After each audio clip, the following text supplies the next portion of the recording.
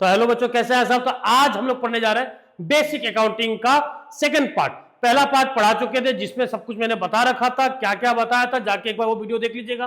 तो अब हम लोग पढ़ने जा रहे हैं जो बचे हुए टर्म्स थे, वो बहुत ही इंपॉर्टेंट टर्म्स है। ये जो है टर्मिनोलॉजी, इस टर्मिनोलॉजी के बिना हम अकाउंट में आगे नहीं चल सकते। तो ये टर्म्स सीखना जानना बहुत ज्यादा ही जरूरी है। तो बच्चों चलो आज जो टॉपिक पढ़ने जा रहे हैं, सबसे पहला टॉपिक एक्सपेंसेस। प्रीवियस वीडियो में आपने पढ़ा था एक्सपेंडिचर। एक्सपेंडिचर एक्सपेंसेस देखने में सिमिलर लग रहा है, लेकिन एक्सपेंडिचर एक वाइडर टर्म है, एक्सपेंस एक छोटू सा पार्ट है। एक्सपेंडिचर में बहुत सारी बात हो रही थी, लेकिन एक्सपेंस एक छोटू सा टर्म है। छोटू सा टर्म मतलब मैं दुकानदार, मैंने होलसेलर से सामान खरीदा, लाया, अपनी दुकान पर रखा, बेचा। बात समझा? मैं दुकान से सामान खरीद के लेके आ रहा हूं, तो उसमें जो खर्चा आ रहा है वो एक्सपेंसेस। अगर मैं गुड्स प्रोड्यूस कर रहा हूं, उस प्रोडक्शन में जो खर्चा आ रहा है वो एक्सपेंसेस। बात समझ में आया? यानी वो जो सेल पर्पज से मैं सामान खरीद रहा हूं या उसको प्रोड्यूस कर रहा हूं, उसको हम कहते हैं एक्सपेंसेस। एक्सपेंसेस खर्चा। बात समझा? इनकम, इनकम की बात की जाए तो income is different from revenue. अरे ये क्या है डिफरेंट फ्रॉम रेवेन्यू? रेवेन्यू क्या?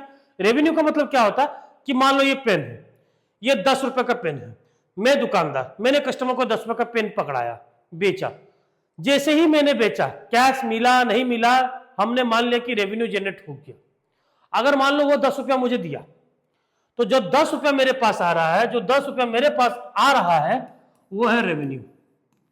जो मैंने पेन बेचा और मेरे हाथ में कितना रुपया आया?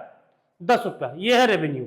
इस पेन को मैं खरीदा था किसी होलसेलर से, 4 रुपया का मैंने खरीदा था।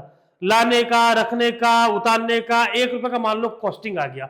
मान लो खर्चा आ गया कितने का? 5 रुपया का। कितने का? 5 रुपया का। यानी बचा कितना मेरे पास? 5 रुपया। ये है इनकम। इनकम, इनकम का मतलब रेवेन्यू। कुछ गलत बता रहे हैं क्या? नहीं, रेवेन्यू माइनस एक्सपेंसेस। इनकम का मतलब रेवेन्यू माइनस एक्सपेंसेस। बात समझ में आया? आप ये बोलो कि सर ये इनकम, ये तो प्रॉफिट होना चाहिए। बात ये है ना कि इनकम एक पर्टिकुलर पेन की बात हो रही थी, इनकम।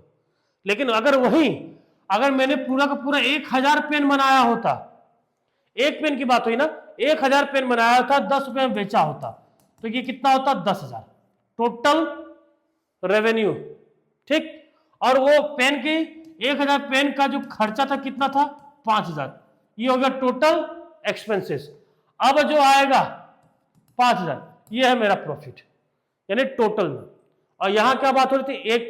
एक पेन आपने खरीदा, सॉरी आपने बेचा कितने रुपए में? 10 रुपए में। वो क्या है? रेवेन्यू। इसको खरीद के लाए थे, कितना रुपया लगा? 5 रुपया। ठीक, वो है एक्सपेंसेस। तो रेवेन्यू माइनस एक्सपेंसेस, जो बचा हुआ है वो क्या है? इनकम। प्रॉफिट नहीं बोलेंगे। प्रॉफिट कब बोलेंगे? Profit at the end of the year, पूरा बल्क में, सब पूरा बेचने के बाद जो निकलेगा वो है profit. Total revenue, total expenses के बाद आएगा प्रॉफिट। यहां तो हम एक इंडिविजुअल पेन का निकाल रहे हैं। बात समझ में आया? क्लियर है? एक्सपेंसेस का मतलब खर्चा, इनकम का मतलब ये कि रेवेन्यू से अलग है, और surplus of revenue over expenses is called income. यानी इनकम को निकालना हो तो रेवेन्यू को एक्सपेंसेस माइनस कर दो, आपका इनकम आ जाएगा। बात समझ में आ गया? प्रॉफिट, प्रॉफिट आपको समझ में आ गया। Profit is a financial gain, किसका? बिजनेस का। ठीक है। व्हेन टोटल इनकम, जब टोटल इनकम ज्यादा हो जाता है किससे? टोटल एक्सपेंसेस से। टोटल इनकम ज्यादा हो जाता है किससे? मान लो टोटल इनकम हो गया 10,000 और टोटल एक्सपेंस हो गया कितना? 5,000। यानी जो 5,000 बचा, ये क्या मेरा? प्रॉफिट। ये जो अभी बताया था यहाँ पे 10,000 तो ये टोटल इनकम, ये टोटल एक्सपेंसेस, ये हो गया तुम्हारा क्या? प्रॉफिट। बात समझ में आया? बतिया समझ में आई? अब देखो गेन, ये लगभग ये दोनों चीज भी सेम दिख रहा है। प्रॉफिट और गेन दोनों तो सेम ही है सर, लेकिन अलग अलग क्यों पढ़ा रहे हैं? ऐसा क्या चीज है? बात ये है ना, गेन और प्रॉफिट सेम नहीं है। पहली बात, इस कोचिंग से अगर मैं अर्न कर रहा हूं, फी आ रहा है, और जो खर्चे हैं उसको काट के जो साल के एक्सपेंस वो प्रॉफिट। बात समझा? ये डिजिटल बोर्ड बेचने का काम नहीं है ना मेरा। मान लो कोचिंग नहीं चला, नहीं तोबा तोबा, नहीं चले, झूठी बोल दिया। ठीक, मान लो ये कोचिंग नहीं चला। ठीक, कभी कभी होते हैं ना, सरस्वती बज जाता मुंह पर, बात तो सही हो जाती है, होने नहीं चाहिए, आप लोगों का दुआ चाहिए। ठीक, ये डिजिटल बोर्ड को मुझे लगा था कि 1 लाख रुपया मिलेगा, और मैं इसको 1,10,000 में बेच दिया।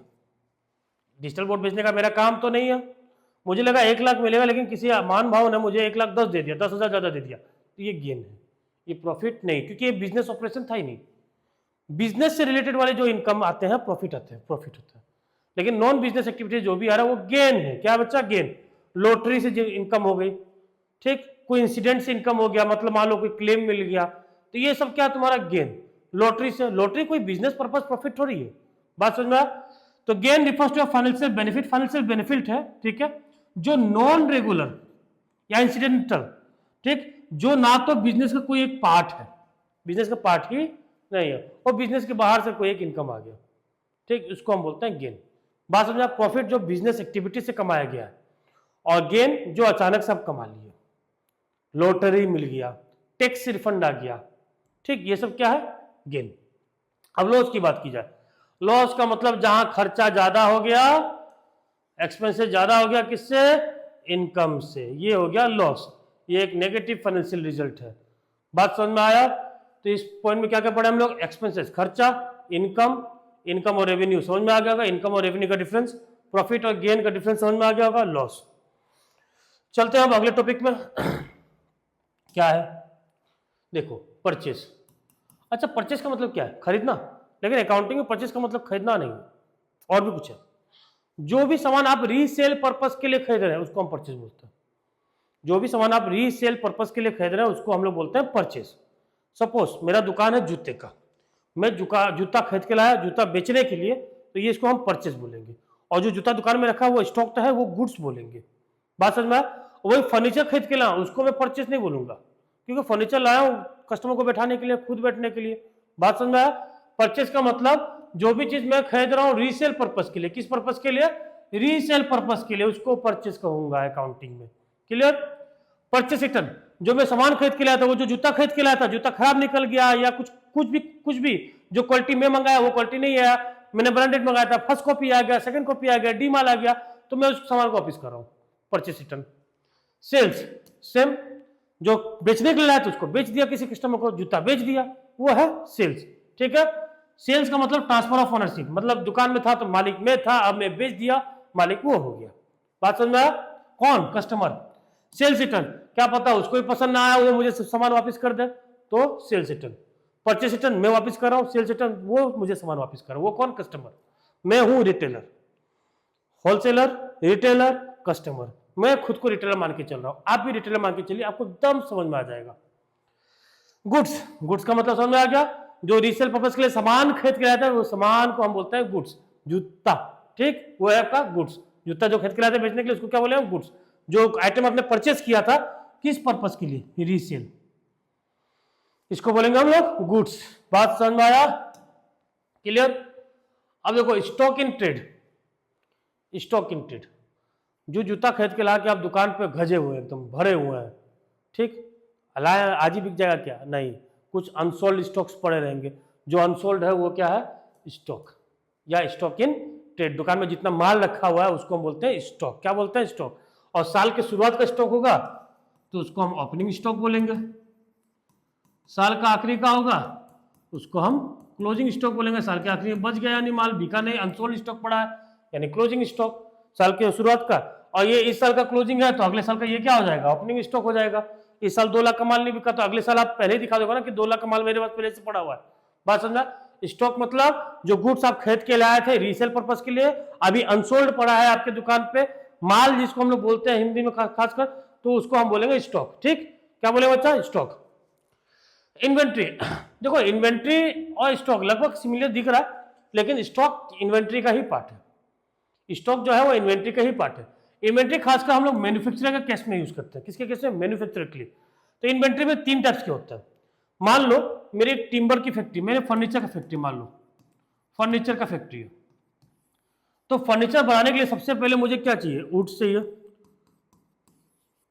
सबसे पहले जंगल जाऊंगा, जंगल से पेड़ काट के लाऊंगा inventory of raw material, raw material का इन्वेंट्री। अब उस पेड़ को मैं शेप अलग अलग शेप साइज में रखूंगा, क्योंकि उससे कुछ बेड बनना है, कोई सोफा बनेगा, कोई वो दरवाजा बनेगा, कोई खिड़की बनेगा। बात समझ में आया? तो सबका एक अलग अलग शेप एंड साइज सबके लिए बनेगा, तो वो inventory of work in progress यानी सेमी फिनिश गुड। और लास्ट में उसको शेप एंड साइज से उसके अकॉर्डिंग फर्नीचर, उसके अकॉर्डिंग बेड, यानी फिनिश प्रोडक्ट बना दिया जाएगा, जिसको हम बोलेंगे इन्वेंट्री ऑफ फिनिश्ड गुड्स। अब ये स्टॉक इन ट्रेड में क्या है, स्टॉक इन ट्रेड में ये है ना कि हमने सामान खरीदा और बेचने के लिए लाया, इसको स्टॉक इन ट्रेड, मतलब उसमें कुछ एड ऑन नहीं करना है, वो ऐसे फिनिश प्रोडक्ट है, लाया हूं, रखा हूं, बेचूंगा।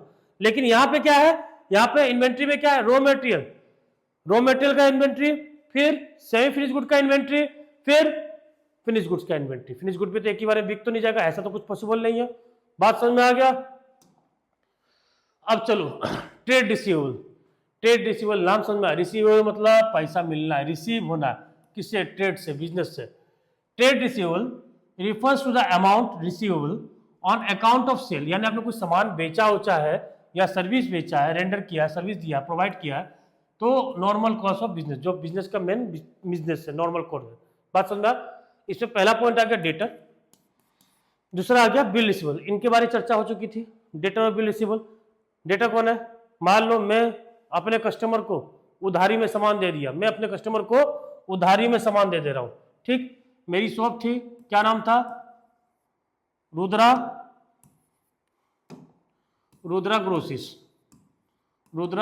ग्रोसरीज, ठीक है। मैंने क्या किया, कस्टमर को सामान बेचा, सेल किया उधारी में, ठीक। तो कस्टमर से मुझे पैसा मिलना है इन फ्यूचर, तो कस्टमर मेरे लिए क्या हो जाएगा, डेटर।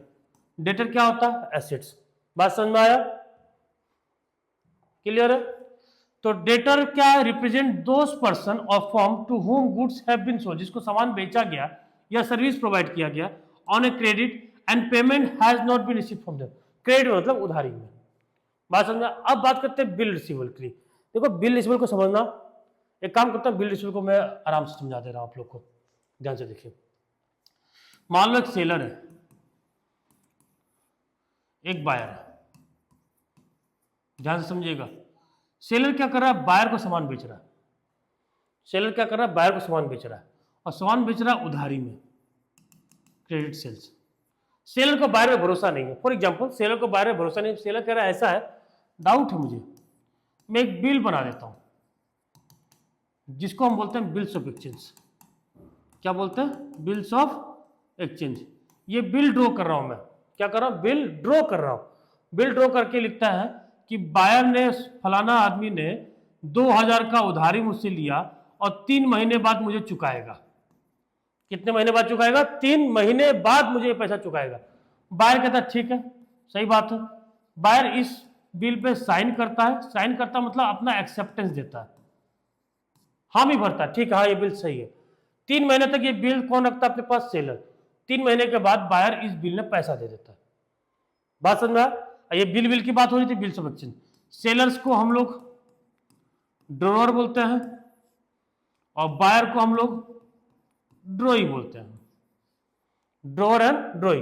अब ये बिल, सेम बिल, ड्रॉअर के पॉइंट ऑफ व्यू से, इसके पॉइंट ऑफ व्यू से इसको हम बोलेंगे बिल्स रिसीवेबल, क्योंकि इस बिल में पैसा मिल रहा है, इस बिल में पैसा मिल रहा है। और ड्रॉअर के लिए क्या है, यानी सेलर के लिए बिल रिसीवेबल क्या है, एसेट से कि नहीं बच्चा, एसेट से। कौन सा एसेट है, करंट एसेट से। बात समझ में। लेकिन ड्रॉई के पॉइंट ऑफ व्यू से देखा जाए, ड्रॉई अगर अपने खाते में लिखा, ड्रॉई के लिए तो ये उधारी है, और यही बिल उसके लिए है बिल्स पेएबल। क्या है, बिल्स पेएबल। बिल्स पेएबल का मतलब बिल ने पैसा पेमेंट करना, यानी क्या है, लायबिलिटी है। कौन सी लायबिलिटी बच्चा, करंट लायबिलिटी है। तो बिल ऑफ एक्सचेंज का सिनेरियो समझ में आया। सेलर उधारी में सामान बेच रहा है, किसको, बायर को। सेलर क्या कर रहा है, एक बिल ड्रॉ कर रहा है, जिसको हम बोलते हैं bills of exchange. Bills of exchange में लिखा है कि साफ साफ बायर ने इतने का उधारी लिया, 3 महीने बाद वो चुकाएगा। एक्चुअली इसका जो मेच्योरिटी पीरियड होता है वो 3 मंथ्स का ही होता है, 3 मंथ प्लस 3 डे का ग्रेस पीरियड। मत मान लो 1 जनवरी को उधारी लिया गया, तो 1 अप्रैल का ड्यू डेट आएगा, लेकिन मेच्योरिटी होगा तुम्हारा 4 तारीख को। 4 तारीख को उसको पेमेंट कर देना। अगर 4 तारीख, इनकेस इसमें भी 2 केस आ जाता है, अगर पब्लिक हॉलीडे है, ये टॉपिक बहुत इंपॉर्टेंट है। एक्चुअली ये चैप्टर ही था बिल्स ऑफ एक्सचेंज, जोड़ के डिलीट कर दिया गया, लेकिन ये टॉपिक इतना इंपॉर्टेंट है कि क्लास 12 तक चलेगा, हर एक क्वेश्चन में कहीं ना कहीं घुसा हुआ है, ठीक। पब्लिक हॉलीडे है, एक इमरजेंसी हॉलीडे। इमरजेंसी मतलब आपातकालीन, मतलब अचानक से। मान लो इंडिया पाकिस्तान में अभी युद्ध चल रहा है, युद्ध हो गया, अच्छा खासा, छुट्टी, इमरजेंसी हॉलीडे, और इमरजेंसी 4 तारीख को आ गया, तो उसका जो पेमेंट वाला डेट होगा 1 दिन बाद हो जाएगा, यानी 5 तारीख को। कब हो जाएगा बच्चा, 5 तारीख को। अगर 4 तारीख को कोई पब्लिक हॉलीडे, पहले से पता है कि उस दिन हॉलीडे होने वाला है, तो उसका 1 दिन पहले हो जाएगा, 3 अप्रैल को हॉलीडे। बात समझ में आया? तो सेम बिल ड्रॉअर के पॉइंट ऑफ व्यू से बिल रिसीवेबल, बायर के पॉइंट ऑफ व्यू से बिल्स पेएबल। अगर कल को बायर बना कर दे कि मैं पेमेंट नहीं करूंगा, तो इसके पास क्या है? बिल है। बिल लेके कहां जाएगा? बिल के पास। किसके पास? कोर्ट के पास। कोर्ट के जाके बोल देगा भैया ये बिल है, नोटरी पब्लिक के पास केस लड़ेगी इस बिल में पैसा लेने के लिए, यानी एक प्रूफ है। और कहीं ना कहीं ये है कि भैया आप बिल में आपने बोल दिया 3 महीना, तो 3 महीना आपको गारंटी के 3 महीने बाद पैसा मिल जाएगा, लेकिन इसमें कोई चांसेस नहीं है। बात समझा? बिल रिसीवेबल है, bill of exchange become bill receivable for the person who draws मतलब जो ड्रॉ कर रहा है, जो बना रहा है, कौन? Drawer, and get it back, वापस ले लेता है। कब? आफ्टर द एक्सेप्टेंस ऑफ ड्रॉई, जब ड्रॉई एक्सेप्ट कर लेता है। बात समझ में आया कि नहीं? कहां गया? अरे कहां चला गया भाई? यही तो था। बिल रिसीवेबल ड्रॉ किया कौन? ड्रॉअर ने। ड्रॉअर रिसीव कर बिल बना के किसको बोल रहा है? बायर को। बायर क्या कर रहा है? इस पे साइन कर रहा है, यानी एक्सेप्टेंस बढ़ रहा है। एक्सेप्टेंस के बाद बिल कौन रख लिया? ड्रॉअर। 3 महीने के बाद पेमेंट कौन करेगा? ड्रॉई। बात समझ में आ गया? क्लियर है यहां तक? चलिए अब चलते हैं कुछ अलग रेटम में। Creditors, trade payable. Trade payable का मतलब हमको पेमेंट करना है, मैंने उधारी लिया। अब तक तो ट्रेड रिसीवेबल की बात हो रही थी, मैंने उधारी दिया है, पैसा लेना है, लेकिन अब ट्रेड पेएबल, मैंने होलसेलर से उधारी लिया है। किसे लिया? होलसेलर से। तो होलसेलर या तो क्रेडिटर भी हो सकता है। क्रेडिटर मतलब उसने उधारी दे दिया, ठीक, क्या कर दिया? उधारी दे दिया, लेकिन उसमें कोई लिखित ये नहीं है कि आपको इतने दिन के अंदर पेमेंट करना है। लेकिन अगर बिल्स पेएबल बन गया तो 3 महीने का बिल बन गया। 3 महीने का बिल बन गया मतलब आपको 3 महीने के अंदर आपको पैसा देना ही पड़ेगा। अभी भी पड़ा है बिल पेएबल। बिल्स पेएबल समझ में आया? ये बिल रिसीवेबल, ये बिल्स पेएबल, एक बाउंडेशन है, लेकिन क्रेडिटर में कोई बाउंडेशन नहीं। चीजें दोनों सेम है, चीजें दोनों सेम है, लेकिन इसमें प्रूफ नहीं है, इसमें प्रूफ है। बात समझ में आया? कल को मैं मना कर सकता हूं, इस केस में तो मैं मना कर सकता हूं, भैया मैं उधारी लिया नहीं, क्या प्रूफ है तुम्हारे पास? वो अपना अकाउंट दिखा सकता है कि देखो ये अकाउंट में लिखा हो। पुलिस को कहां? कोर्ट में कहां? लेकिन इसमें ना भैया, फंस जाओगे। क्या हो जाओगे बच्चा? फंस जाओगे। बात समझ में आया? क्लियर है? चलिए अब अगला टॉपिक। कुछ छूट रहा है क्या? अच्छा थोड़ा जल्दी हो गया। चलिए कॉस्ट। देखो कॉस्ट का मतलब ना बहुत लोग ने ना प्राइस समझ रखा है। कॉस्ट का मतलब प्राइस नहीं होता है। कॉस्ट का मतलब होता है खर्चा। खर्चा मतलब अगर मैं कोई गुड बना रहा हूँ, प्रोड्यूस कर रहा हूँ, उस पर जितनी भी लागत लग गई है उसको बोलेंगे खर्चा। इस पेन को मैं 5 रुपये में खरीद के लाया तो ये है कॉस्ट। क्या है? कॉस्ट। कॉस्ट अकाउंटिंग पढ़े थे हम लोग पहले वाले चैप्टर में, तो वही कॉस्ट की बात हो रही है। Cost refers to the amount of money spend by a business to produce या acquire to maintain a product, service और एसेट्स। कॉस्ट मतलब सिंपल भाषा में खर्चा। अब बात करते हैं डिस्काउंट की। डिस्काउंट का मतलब तो आप लोग को पता ही होगा। डिस्काउंट का मतलब होता है छूट। अब छूट 2 तरीके का होता है, एक ट्रेड डिस्काउंट होता है, कैश डिस्काउंट होता है। आप लोग बहुत सारे शॉपिंग मॉल में गए होंगे तो वहां पहले से लगा 50% ऑफ, यानी जो बेचने वाला खुद लगा दिया, उसने पहले ही बोल दिया कि 50% ऑफ, तो वो है ट्रेड डिस्काउंट। बात समझ में आया? उसने पहले बोल दिया। जैसे क्या होता है कि रिटेलर जा रहा है होलसेलर के पास, होलसेलर बोल रहा है ऐसा इतना सामान कर दोगे तो इतना डिस्काउंट दे देता हूं, पहले उसने खुद ही बोल दिया। ये है ट्रेड डिस्काउंट। तो ट्रेड डिस्काउंट में लिखने वाला अपने खाते में नहीं हूं, मैं अपने खाते में ट्रेड डिस्काउंट नहीं लिखूंगा, क्योंकि वो ऑलरेडी डिस्काउंटेड है बाय द होलसेलर या तो बाय द सेलर। लेकिन कैश डिस्काउंट में लिखूंगा, ठीक भैया भैया 100 रुपया कम कर दो, ठीक, हाँ भैया कम कर दो। या मैंने उधारी किसी से लिया है और जब चुका रहा हूं, अर्ली पेमेंट कर दिया, तो उसने बोला चलो तुम अर्ली पेमेंट किया, 100 रुपये में छोड़ देता हूँ, 500 रुपये छोड़ देता हूँ। ये है कैश डिस्काउंट। तो समझ में आ गया trade discount and cash discount. Trade discount को अपने खाते में हम लोग शो नहीं करते क्योंकि ऑलरेडी डिस्काउंटेड आता है। कैश डिस्काउंट को हम लोग शो करते हैं। अब बात करते हैं रिबेट की। रिबेट लगभग डिस्काउंट सेम सिमिलर है। रिबेट का मतलब हो जाता है ना कि कुछ ऐसा सामान जो थोड़ा सा खराब पड़ा था तो सस्ते दाम में मैंने बेच दिया, ठीक। मैगी पड़ा था जिसको चूहे ने काट लिया था एक साइड से, कोई कस्टमर आया, मैं बोला ऐसा चूहा काटा हुआ मैगी है, बोला नहीं दे दीजिए 50% ऑफ करके दे दीजिए, मैं दे दिया। रिबेट मतलब पुअर क्वालिटी ऑफ प्रोडक्ट में या कुछ डिफेक्ट था उसको मैंने बेच दिया, ठीक, इसको हम बोलते हैं रिबेट। एंट्री एंट्री का मतलब जितने भी ट्रांजेक्शन का मतलब लेन देन हम लोग बुक में रिकॉर्ड करते हैं, ये इसको हम बोलते हैं एंट्री। और एंट्री हम लोग सीखेंगे न्यूमेरिकल पार्ट में, एंट्री कैसे बनाता है वो भी हम लोग को सीखना है। जीएसटी, जीएसटी एक बहुत बड़ा टॉपिक है, जीएसटी का पूरा एक चैप्टर ही आएगा। फिलहाल इतना समझ लीजिए कि जीएसटी इनडायरेक्ट टैक्स है। पहले 17 इनडायरेक्ट टैक्स था, sale tax, VAT, excise, custom, बहुत सारी चीज, ठीक, सर्विस टैक्स, स्टेट टैक्स, बहुत सारी चीज था। तो उन सबको हटा के एक सिंगल टैक्स आया, जीएसटी। क्या आया? GST, goods and service tax, ठीक। इसके ऊपर तो बहुत बड़ा टॉपिक चलने वाला है। बैड डेप्ट, बैड डेप्ट का मतलब, मान लो मैंने किसी को पैसा दिया, वो पैसा खा के भाग गया, वो मेरा पैसा मुझे उधार, मतलब पैसा मुझे लौटा नहीं रहा है, मुझे पता चल गया अब देने वाला भी नहीं है, इसको हम बोलते हैं बैड डेप्ट। क्या बोलते हैं बच्चा? बैड डेप्ट, यानी पैसा डूब जाना, पैसा डूब जाना। मान लो मैंने किसी कस्टमर को सामान बेचा था, अब वो पैसा लौटा नहीं रहा है, पैसा डूब गया। जो पैसा डूब जाता है उसको हम बोलते हैं बैड डेप्ट। तो आज के बाद से आपका कोई भी दोस्त आपको आपका पैसा ना दे तो वो हो गया बैड डेप्ट। क्या हो गया बच्चा? बैड डेप्ट। बात समझ में आया? वो पैसा जो इररिकवेबल है, यानी रिकवर नहीं होगा डेटर से। इंसॉल्वेंट, इंसॉल्वेंट का मतलब वो पर्सन इतने कैपेबल नहीं है कि अपना उधारी चुका सके, मतलब वो इस पोजीशन में नहीं कि अपना उधारी चुका सके, उसको हम बोलते हैं इंसॉल्वेंट। मतलब कर्ज चुकाने लायक ना हो, बैंकरप्ट हो गया, दिवालिया घोषित हो गया, उसका कुछ नहीं बचा, कंगाल हो गया, उसको हम बोलते हैं इंसॉल्वेंट। मतलब कुछ है ही नहीं उसके पास, उसकी औकात भी नहीं बचे कि आपका उधारी चुका सके। सोल्वेंट मतलब वो पोजीशन में है कि आपका उधारी चुका सकता है, लेकिन फिर भी चुका नहीं रहा है क्योंकि बदतमीज है, ठीक। टर्नओवर, टर्नओवर का मतलब हिंदी मूवी में देखे आपने टर्नओवर, मेरे इतने का टर्नओवर है, मेरे उतने का टर्नओवर है।